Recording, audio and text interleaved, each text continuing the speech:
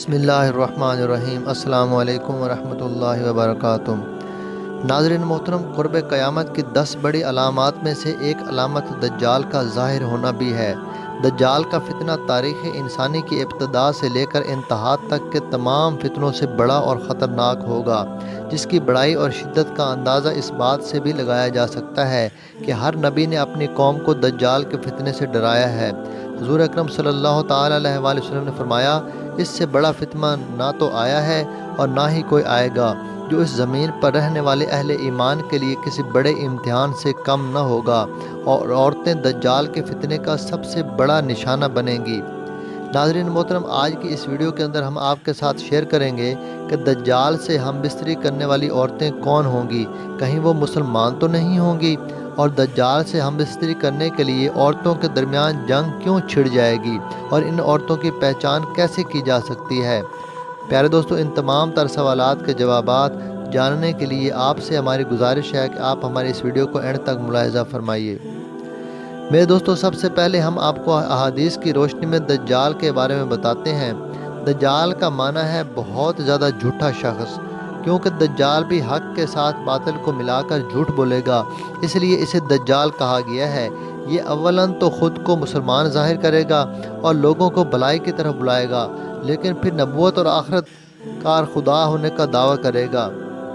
چنانچہ حضرت ابو امامہ رضی اللہ تعالیٰ عنہ سے روایت ہے کہ حضور اکرم صلی اللہ تعالیٰ علیہ وآلہ وسلم نے ہم سب کو ایک لمبا خطبہ دیا اور تقریر میں دجال کے حال کا بھی بیان فرمایا، اور فرمایا، جب سے اللہ نے زمین پر انسان کو بھیجا ہے، اس کے بعد اب تک اللہ تعالیٰ نے زمین پر دجال سے بڑا فتنہ پیدا نہیں فرمایا۔ تمام انبیاء اپنی امت کو دجال کے فتنے سے خوف دلاتے رہے ہیں، کیونکہ تمام انبیاء کے آخر میں ہوں اور تم ہی آخری امت ہو، اس لیے دجال بھی تم ہی میں پیدا ہوگا۔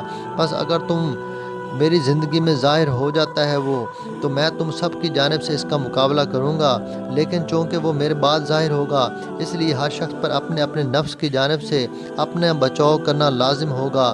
اور اے خدا کے بندو، ثابت قدم رہنا اور سنو، دجال شام اور عراق کے مابین مقام حلہ سے ظاہر ہوگا، اپنے دائیں اور بائیں پائے جانے والے ملکوں میں فساد برپا کر دے گا۔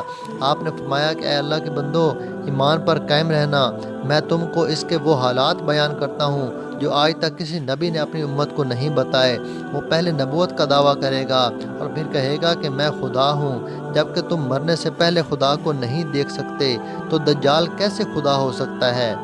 اور پھر آپ صلی اللہ تعالیٰ علیہ وآلہ وسلم نے ارشاد فرمایا کہ دوسری نشانی یہ ہوگی کہ دجال کانا ہوگا، اور یاد رکھنا کہ تمہارا خدا کبھی کانا نہیں ہو سکتا۔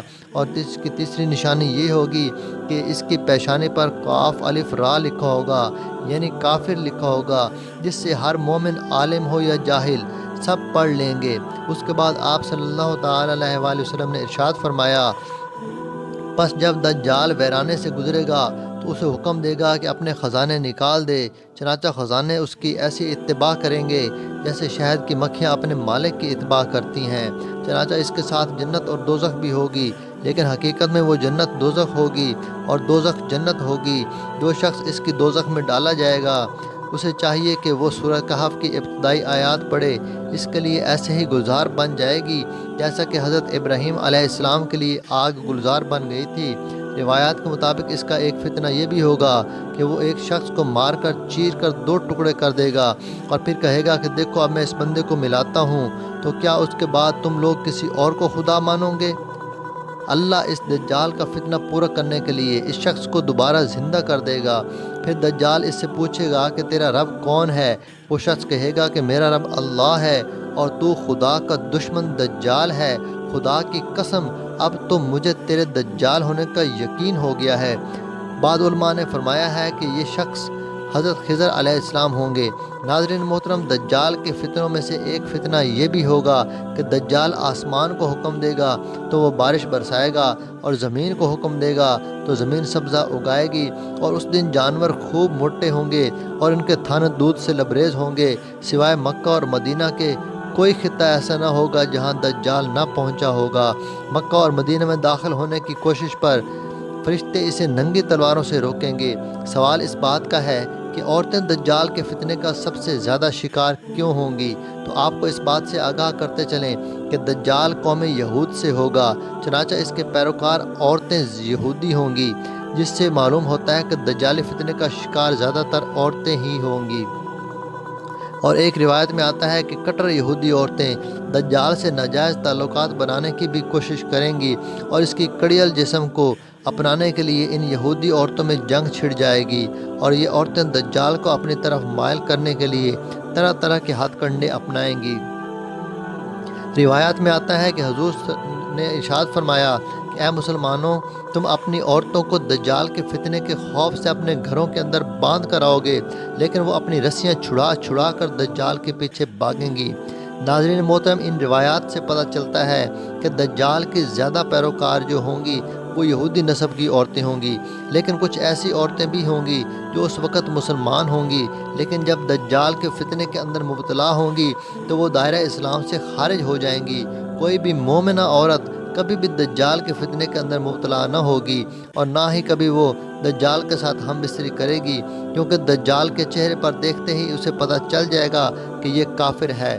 ناظرین محترم، اس کے اندر مومنہ عورت کے لیے خوشخبری ہے کہ وہ کبھی بھی دجال کے فتنے کے اندر مبتلا نہیں ہوگی، کیونکہ اللہ تبارک و تعالی نے قرآن پاک میں ارشاد فرمایا کہ بے شک مومنہ عورتیں جو ہیں وہ مومنوں کی مددگار ہیں۔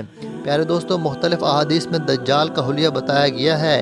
ان تمام باتوں کو سامنے رکھنے سے دجال کا جو حلیہ سامنے آتا ہے وہ یہ ہے کہ دجال ایک جوان مرد ہوگا جو کہ دراز قد اور ایک آنکھ سے کانا ہوگا، اور کانی آنکھ ایسی ہوگی جیسے پھولا ہوا انگور ہو، جبکہ اس کی ایک آنکھ خون آلود ہوگی۔ اس کا سینہ چوڑا اور ذرا سا اندر کی طرف دھنسا ہوا ہوگا۔ دجال کی پیشانی چوڑی ہوگی اور دونوں آنکھوں کے درمیان کافر لکھا ہوا ہوگا، جسے ہر مسلمان پڑھ سکے گا، چاہے اسے پڑھنا آتا ہو یا نہ آتا ہو، اور اس کے بال بہت زیادہ گھنگریالے ہوں گے۔ اس کی جوانی کو دیکھ کر زیادہ تر عورتیں اس کی دیوانی ہو جائیں گی۔ اسی وجہ سے ان عورتوں کے درمیان دجال سے ہم بستری کرنے کے لیے جنگ چھڑ جائے گی۔ چنانچہ دجال کی سواری ایک بہت بڑا گدھا ہوگا۔ اس کا ظہور شام اور عراق کے درمیان ہوگا، اور وہ وہاں رسالت کا دعویٰ کرے گا، اور اس کے بعد وہ اصفہان چلا جائے گا، جہاں سے اس کے ہمراہ 70,000 یہودی مل جائیں گے، اور وہ یہیں سے خدائی کا دعویٰ کر کے چاروں طرف فتنہ و فساد برپا کرے گا، اور زمین کے مختلف مقامات کا گشت کر کے لوگوں کو اپنی خدائی تسلیم کرنے کا حکم دے گا۔ ناظرین محترم، جب کہ اللہ تبارک و تعالی لوگوں کی آزمائش کے لیے اس سے بڑے بڑے عجیب کام ظاہر کروائے گا، اس کی اصلی پہچان مومنوں ہی کو میسر ہوگی۔ چنانچہ اس کے پاس ایک آگ ہوگی جس کو وہ دوزخ سے تعبیر کرے گا، اور ایک باغ ہوگا جس کو وہ جنت کا نام دے گا۔ چنانچہ وہ مخالفین کو آگ میں جبکہ موافقین کو جنت میں ڈالے گا۔ چنانچہ اس کے پاس کھانے پینے کی چیزوں کا ایک بہت بڑا ذخیرہ ہوگا، جس کو چاہے دے گا، جس کو چاہے نہیں دے گا۔ وہ اس کو مذکورہ چیزیں، اس طرح کی بہت سی سزائیں مسلمانوں کو دے گا، لیکن اللہ کے فضل سے اللہ کی تسبیح مسلمانوں کو کھانے کا کام دے گی۔ اور روایات میں بتایا گیا ہے کہ دجال کے ظہور سے 2 سال قبل قحط رہ چکا ہوگا، اور تیسرے سال دوران قید ہی اس خبیث کا ظہور ہوگا۔ زمین میں دفن خزانے اس کے حکم سے اس کے ہو جائیں گے، اور وہ بعض آدمیوں سے کہے گا کہ میں تمہارے ماں باپ کو زندہ کر سکتا ہوں، اس لیے تم میری قدرت کو دیکھ کر خدائی کا یقین کرو۔ اور اسی حالت میں وہ بہت سے ممالک سے گزرے گا، یہاں تک کہ وہ یمن پہنچے گا، جہاں سے بہت سے بددین لوگ اس کا ساتھ دینے کے لیے راضی ہو جائیں گے، اور وہاں سے واپس ہو کر مکہ مکرمہ کے پاس مقیم ہو جائے گا۔ اس کے علاوہ مدینہ میں 3 خوفناک زلزلے آئیں گے کہ جس کے بعد وہاں کے رہنے والے بدعقیدہ لوگ ان زلزلوں کی وجہ سے شہر سے نکل کر دجال کے پھندے میں جا پھنسیں گے۔